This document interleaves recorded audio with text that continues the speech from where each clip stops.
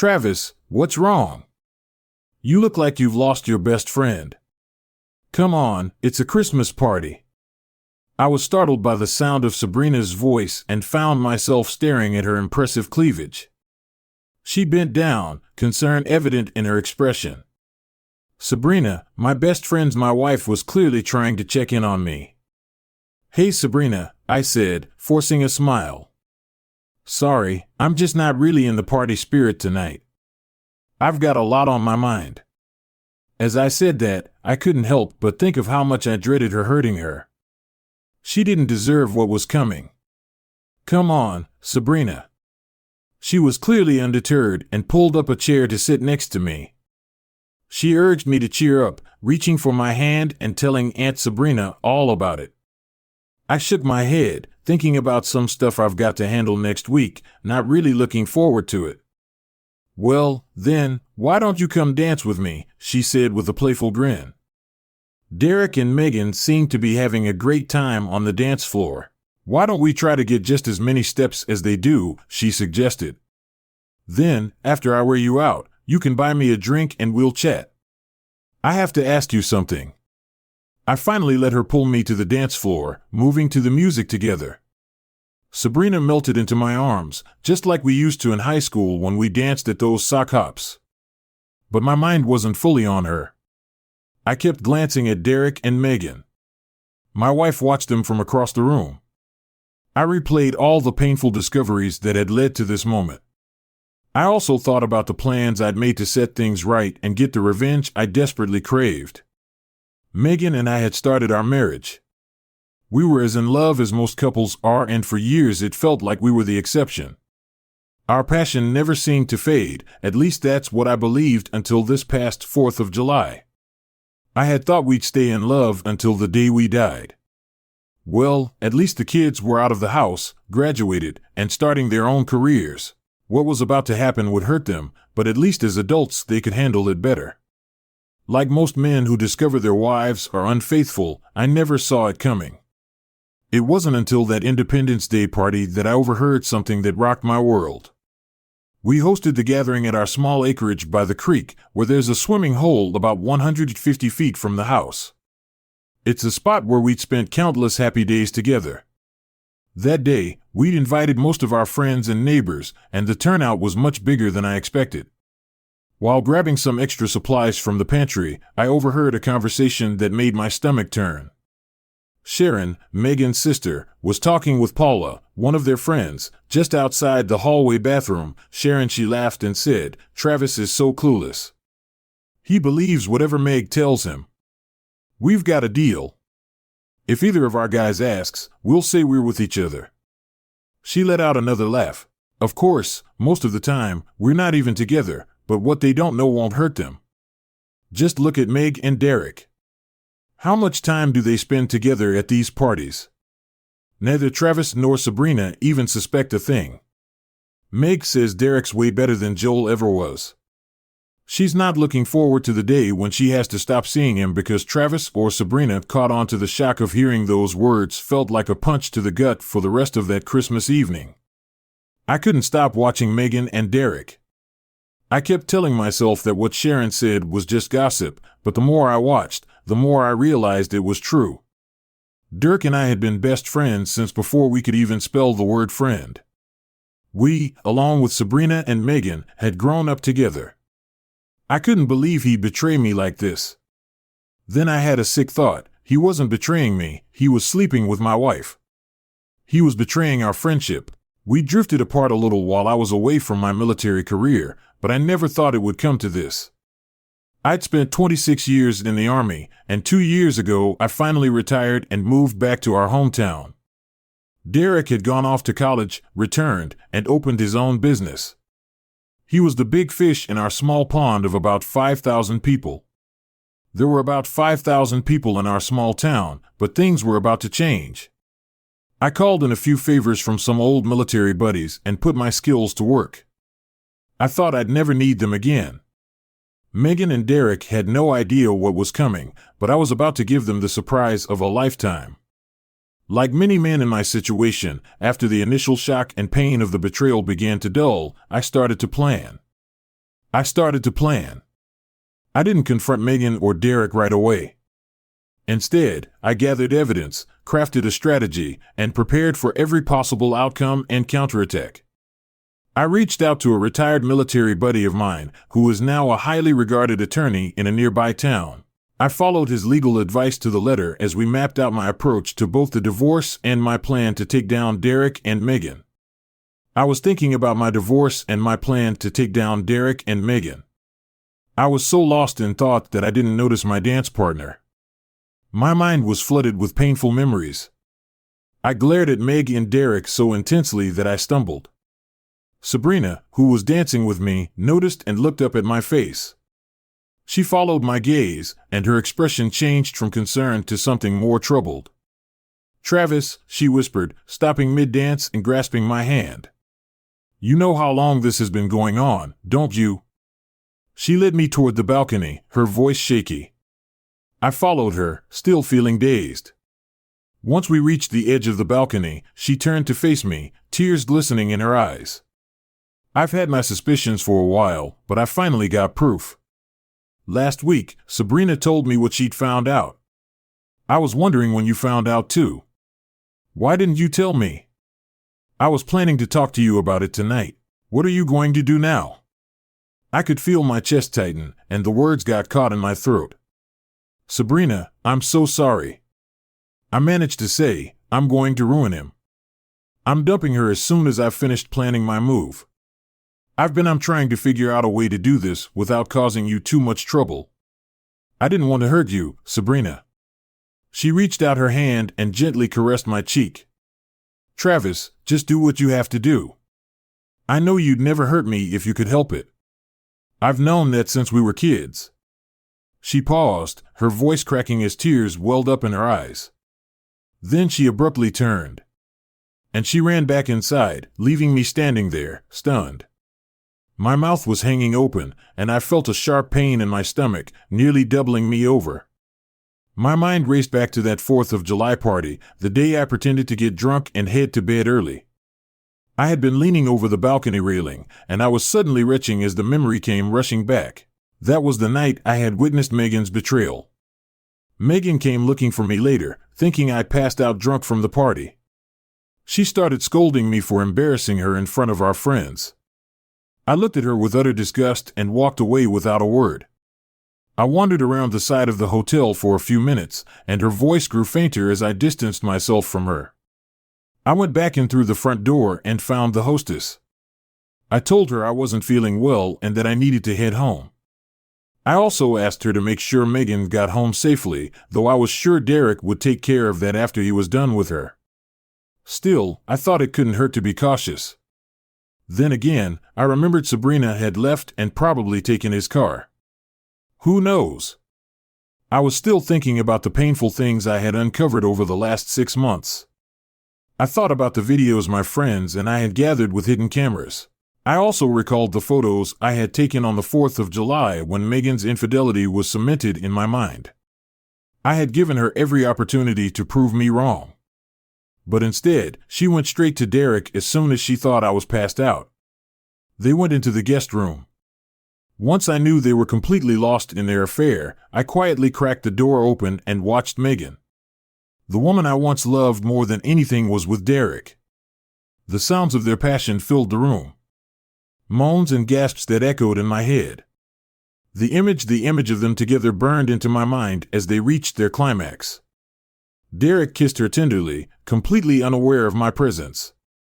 I stood there, my fists clenched, holding back the urge to burst in and confront them. But I wanted more than just a heated argument. I wanted something deeper, something more painful. Revenge. So I quietly took a few pictures and closed the door softly. After faking sleep for a few minutes, I went back to the party. I saw what happened and went between Megan and Derek. I forced a smile, even though I was still laughing inside. The Christmas music and laughter were still going, and I could barely contain my laughter as I watched Megan's face flush with embarrassment. Then I saw that familiar furious look. Travis, you've had a lot of scotch tonight. Behave yourself, and maybe you'll get lucky tomorrow. Meg, You look like you could really use some good sex. I just thought I'd offer my services so you wouldn't have to settle for Derek." Her face turned pale, and with a tight-lipped smile, she shot back and turned on her heel, walking away in a huff. It didn't matter even if ID wanted to touch her that night, it wasn't going to happen. She'd made that perfectly clear the next day, July 5th. I got serious and started reaching out to my friends, formulating plans all summer. We had a steady stream of visitors, each contributing time and expertise to the plan. Some even invested in the new company I had set up the first. The next thing on the list was to start buying shares in Derek's computer consulting company. It was a closely held entity, and I knew for a fact that several of the original investors were looking to sell their shares. Derek had been siphoning off the profits for years, legally as far as I could tell, but he paid himself and a few of his buddies ridiculous amounts. While the other shareholders were left with scraps, my friends and I crafted a plan to get them a better deal. Each of them bought up shares, staying just under the radar for reporting majority ownership. Derek had no idea because the names on the reports meant nothing to him. He continued voting on behalf of his shareholders like nothing was different. My friends were wrong, though. They signed over their voting rights to me after each meeting. By the end of the year, we controlled nearly 73% of Derek's company. Just before the year closed, they transferred their shares to the holding company I had formed. I took stock in return. The only shares I didn't have control over were those owned by Derek, Sabrina, and their kids. On January 10th, Derek's annual shareholders meeting would mark his last day as CEO and his last shred of respect in our town. My thoughts snapped back to the present when I saw Sabrina coming out of the hotel lobby. Something twisted inside me, a mix of sadness and resolve. I knew I needed to talk to her again. I followed her into the hotel lobby, down the hallway, and out the side door. I watched as she ran toward the parking lot, and I quickly got into my own car and began trailing her. Thankfully, the traffic was pretty light, so I was able to keep her in sight. She was heading home, just as I thought she would be. So, I slowed down and followed at a more casual pace. When Sabrina arrived home, I waited a few moments before following her inside. I found her collapsed on her bed, sobbing uncontrollably. I'd always had a soft spot for Sabrina. She might have been my wife if Derek hadn't come along while I was away in basic training all those years ago. We'd been close friends since grade school and even dated a bit in high school, but when I left for the army, things between her and Derek got serious. I sat on the edge of her bed and gently gathered her into my arms. She clung to me, her sobs shaking her whole body. I held her close, stroking her back and offering whatever comfort I could. Eventually, her sobs quieted, and she pushed herself away from me, looking up with tear-filled eyes. "Travis, I'm sorry you're hurting. I didn't mean to make you feel worse. What can we do?" I stood and offered her my hand, pulling her up from the bed. "First things first, you're going to make us some coffee. We'll drink it together after I fill you in on the plan for the attack that's going to happen in a few days." Her eyes widened. "What?" "No, Travis. Don't do anything rash. You don't really know Derek. He'll have you thrown in jail before you know it. He's got so many connections. He's got a lot of people on his side. If you go after him, he'll ruin you. I couldn't stand to see that happen to you." I gave her a reassuring smile. "Sabrina, relax. I'm not talking about a physical attack. Trust me. I've thought about that with my friends. We considered it back in the summer, but we ruled it out. What I've got planned will be much worse for Derek than anything I could do to him physically. This will be more painful and more devastating. Summer, my God, you've known since summer." Sabrina's voice rose in disbelief. "How on earth did you come up with this plan? Earth, you kept everything so normal for that long. Why didn't you tell me? Damn you. I only started to suspect around Thanksgiving."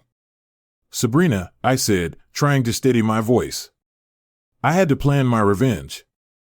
I needed to gather evidence and I had to figure out a way to protect you too. Part of what was eating at me tonight was how to break the news without causing you even more pain. You can have copies of all the evidence I've gathered if you want, but things are going to get uncomfortable after I'm going to try to make this Christmas as normal as possible for my kids before I file for divorce. Please don't do anything until after the new year. I'd really prefer if we could coordinate our actions and figure out what you're planning to do. What do you think? I'm going to divorce him and take him for everything I can. Once I've dealt with the hurt, I guess I'll try to move on with whatever's left of my life. Sabrina and I sat for the better part of an hour discussing the situation. I walked her through it. After I told her about my plan to take down both Derek and Megan, she agreed with most of my ideas and even had a few suggestions that were pretty helpful. Eventually, I realized I should leave before Derek and Megan made their exit from the party. The last thing we needed was for Derek to see us together. I suggested Sabrina head back inside and act like she'd been at the party the whole time, driving Megan home with Derek as if nothing had happened. I was heading out the side door. Sabrina pulled me in for a kiss. She gave me a little smile and said, "Good night, Travis." I didn't know when my wife came home. When I woke up the next morning, she was lying next to me. She was still clearly intoxicated. Her gown was bunched up around her waist, and I could see the remnants of Derek's draining from her and matted in her pubic hair. I was filled with rage and rushed out of the room, grabbing my clothes on the way. I made my way to the kitchen and got dressed while the coffee brewed. My thoughts were racing. Just one more month, and I'd finally be able to repay Megan and Derek for everything they'd done for me and Sabrina. I was really looking forward to it. I got the new proxies with later dates signed, which gave me the right to vote on their behalf since the new proxies were dated after the official cutoff for stock ownership. This meant that Derek's proxies were no longer valid, so I had control over the voting power. My friends and I gathered at the hotel where the meeting was taking place. We'd agreed that I would take over as president, chief operating officer, and chairman of the new board of directors since Derek hadn't staggered the board terms. All members were up for re-election. At every annual meeting, there was an election. My new board included the friends who had purchased stock, along with my personal attorney and the county sheriff, who was there to serve Derek with divorce papers from Sabrina. We waited just outside the meeting room, listening, in case things got ugly. As Derek went through the motions, we opened the doors and walked in. "And Travis," Derek said, his face a mixture of confusion and irritation. "What's going on? We're in the middle of a meeting here." "Sorry I'm late." "Derek," I replied. My voice was calm, but I guess I got here just in time. "I heard you asked for any new business." Derek frowned, looking puzzled. "Well, yes, but this is a shareholders meeting for my company. I don't think you even own any stock, do you?" I smiled. "Oh, Derek. I'm afraid your records might be a bit outdated. I actually own about 10% of Heartland Data Services, and I also own 51% of Southwest Missouri Holdings, which owns 64% of 4 states. That gives me control of roughly 73% of the company." Derek's face showed disbelief. "That can't be right. I have a list of all the shareholders right here, and I have their proxies for this meeting."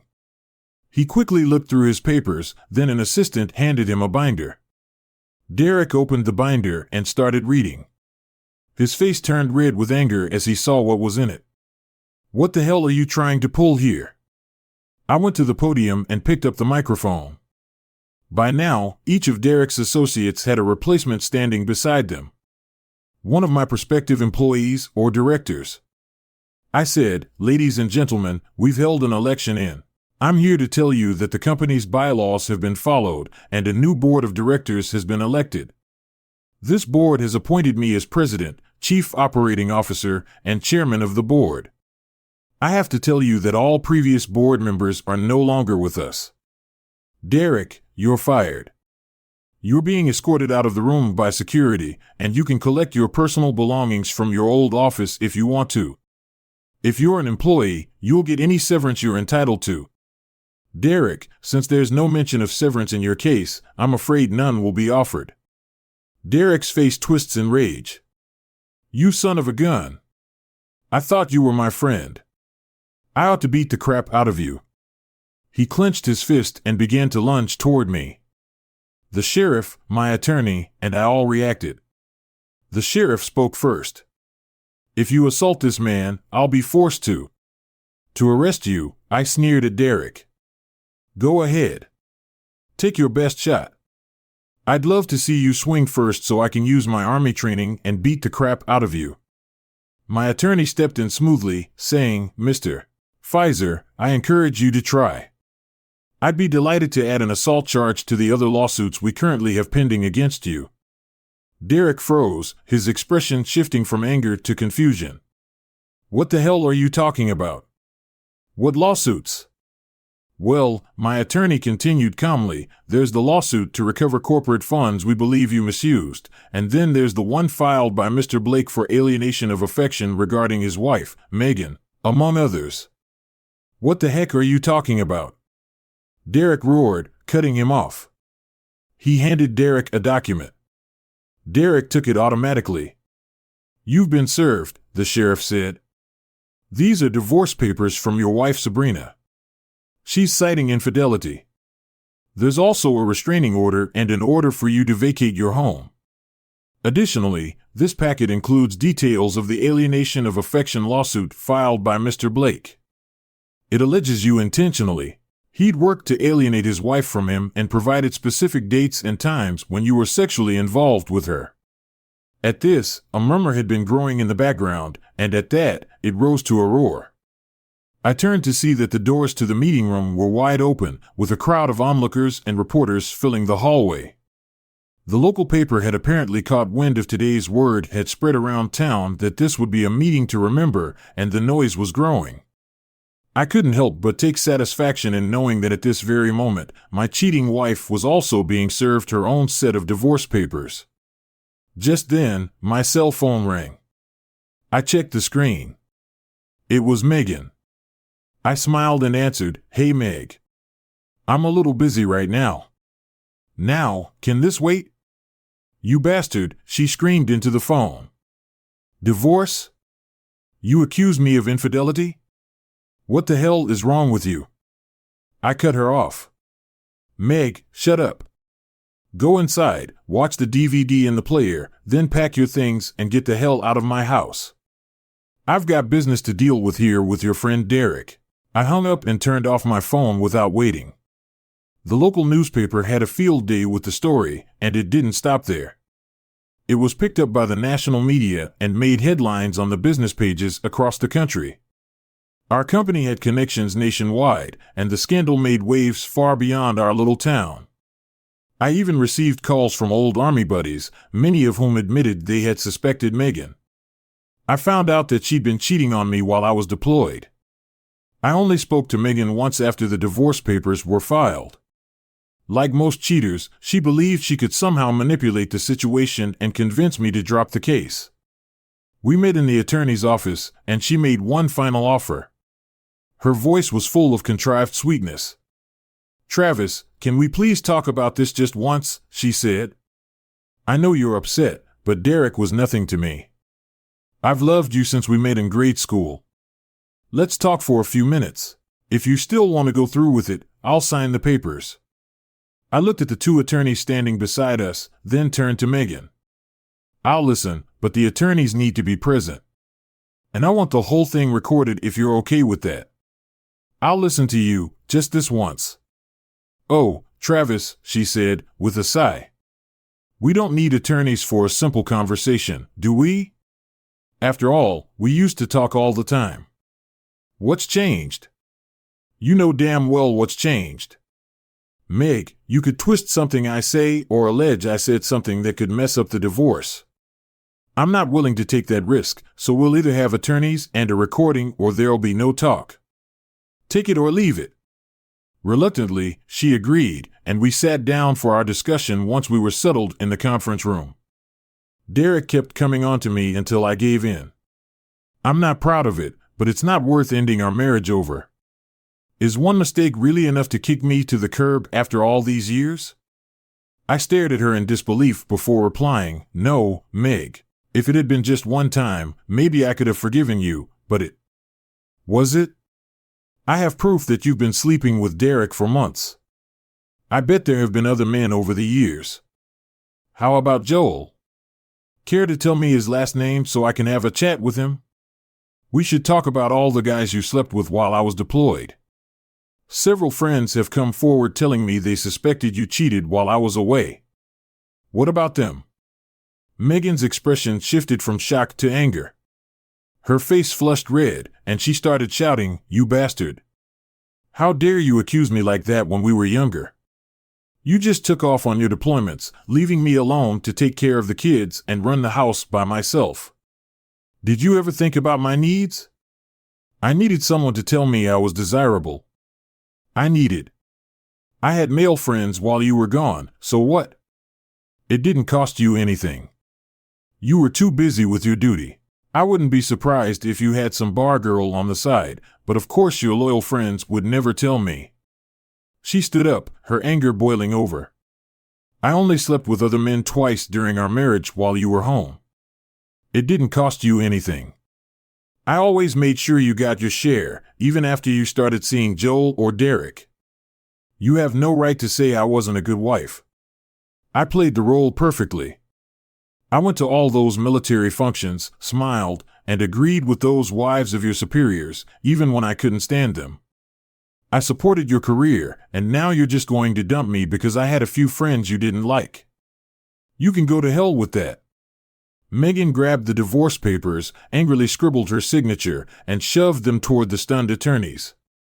She looked around the room, her eyes blazing, and then spat out, "Rot in hell," before anyone could respond. She stormed out of the room and disappeared a couple of weeks later.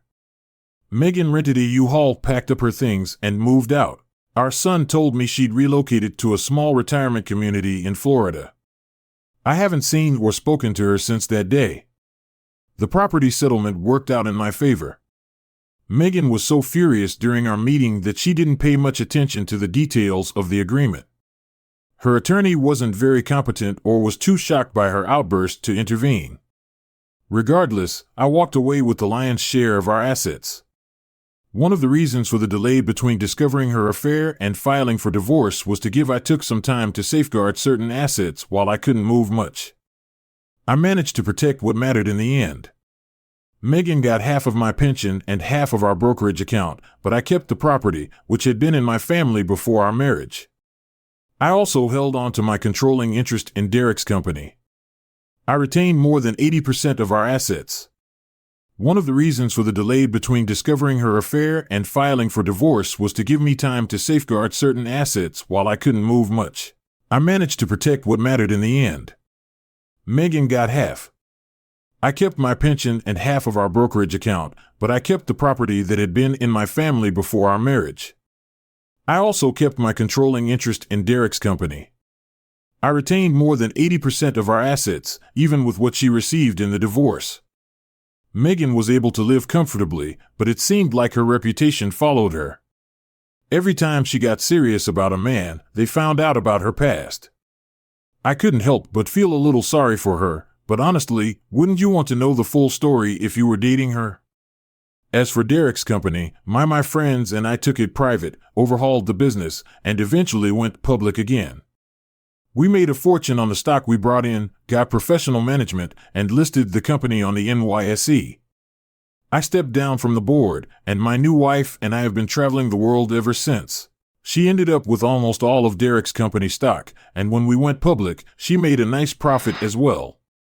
Things in town got so bad for Derek that he had to move away. Last I heard, he was managing a small grocery store about 100 miles from here, living in a one-bedroom apartment. Bedroom in a low-income rental unit.